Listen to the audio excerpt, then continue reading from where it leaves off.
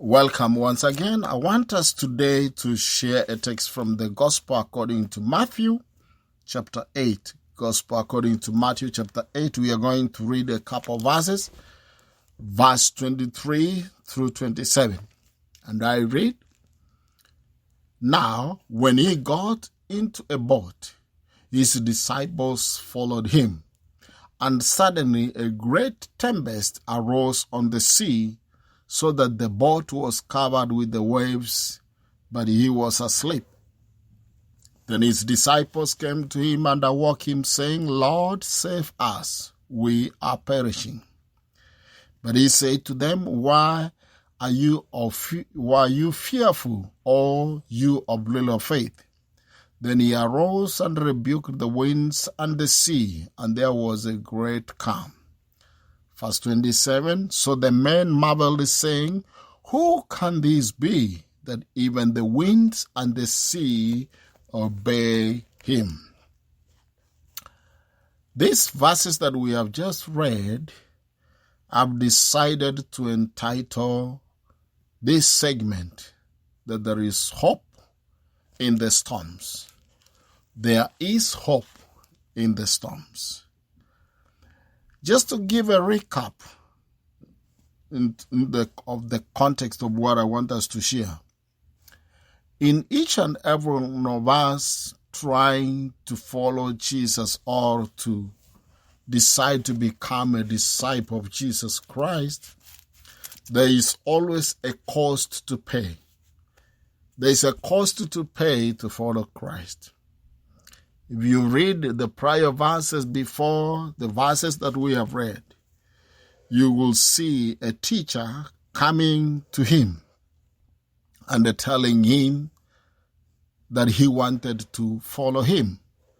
But Jesus told him that the foxes and the birds of the air have nests and holes, but the Son of Man has nowhere to go. Then, of course, just a disciple of Jesus said to him, "Let me first go and bury my father." And Jesus responded, "Follow me and let the dead bury their own dead." So what I'm trying to say, that in us trying to follow Jesus Christ, we've got to understand that there is always a price to pay. There is always a cost to the following of Jesus Christ. So do not think that following Jesus Christ is just like that. There is something that you've got to count. It's costly, but it's worth it. And so as you even follow Christ, understand that there's a cost to pay. Back to our segment, the Bible says, because Jesus had early on told the disciples, he had given them a command that they wanted to depart to the other side of the sea. So he got into the boat with his disciples. So when he got into the boat, these disciples also decided to join him. And then immediately Jesus went into sleep. And so he was asleep. But then suddenly a great tempest, without a warning, a great tempest arose on the sea. Jesus is asleep. The disciples are there in the boat, excited, expecting to go and see great things happening on the other side of the sea. Then abruptly or suddenly a great tempest arose on the sea. So the excitement fizzled out, because now the disciples were thrown into a state of confusion, a state of frightening, and they thought that they were going to perish. And indeed, that is how they saw. So then the Bible says that his disciples came to him. The beauty of the whole thing, that as the disciples realized that the waves had come, the storm had come, the great tempest had come over the boat, though Jesus was asleep, they realized that they had Jesus with him. And they had seen him do great things. They had seen him healing. They had seen him commanding things, and they stopped.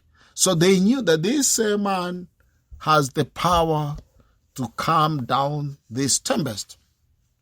So the Bible says that then the disciples came to him and awoke him, saying, Lord, save us, we are perishing. So though Jesus was asleep, they awoke him and told him, Jesus, save us, because they knew he had the power to save them. They knew he had the power over the storm. And so Jesus Christ woke up and said, why are you fearful, O of little faith? Then he arose and rebuked the winds and the sea. We are always, as human beings, bound to fear. There is none of us who cannot fear. When you are caught up in the midst of challenges, when you are caught up in storms, when you are caught up with the things that you are not prepared for, you are bound always to fear. But thank God, if you are with Jesus, if you have the Lord on your side, then with that fear, you will be saved, because you are going to turn unto him and call on him. The tragedy of the whole thing is, if you are caught up in this kind of scenario and you do not have the Lord, then you do not have anywhere to turn unto. So the Bible says, then he arose and rebuked the winds and the sea, and there was a great calm. When I read this text, I was like, he rebuked the winds and the sea. The winds, I will call like it was the effect of what was happening. But the sea, that is where the source was. So I got a revelation that sometimes we are very quickly rebuking what we see as the effect. But we are not careful to understand that this thing that we see happening here, it's got a source. And the source of the winds that were happening at the sea, it was the sea. The sea was disturbed. And so the winds was just an effect.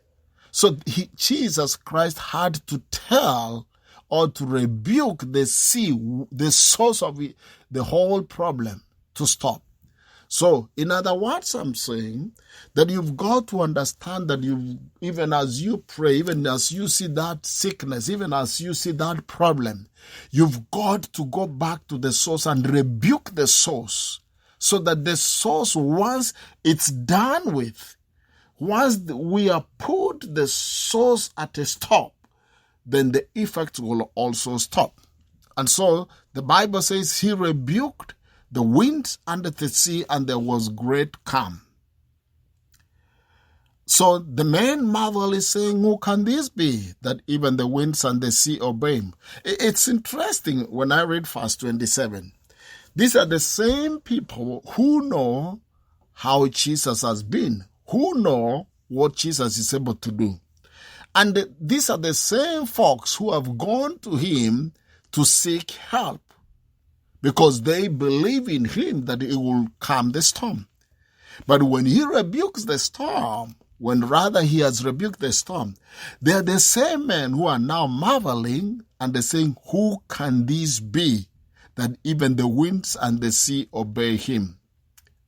This reminds me of a situation whereby most of us, when we have an issue in our lives, we will cry to God, God, if you deliver me, God, if you do this, God, if you do this. And when the Lord does it, then quickly, as human beings, we are like, I even don't believe it. I even don't believe what I'm seeing. Oh, I'm shocked. Why are you shocked? Because you went to the source. You went to the very person whom you know has the power to calm the storm. And so it's natural for us, even when he has done it for us, to wonder and marvel, because we are overtaken. We marvel and we say, I even don't believe it. I even don't want to believe what I'm seeing. But I pray that you need to believe. As you marvel of what the Lord is able to do, you need to understand that there is still hope in the midst of the storm. May the Lord bless you.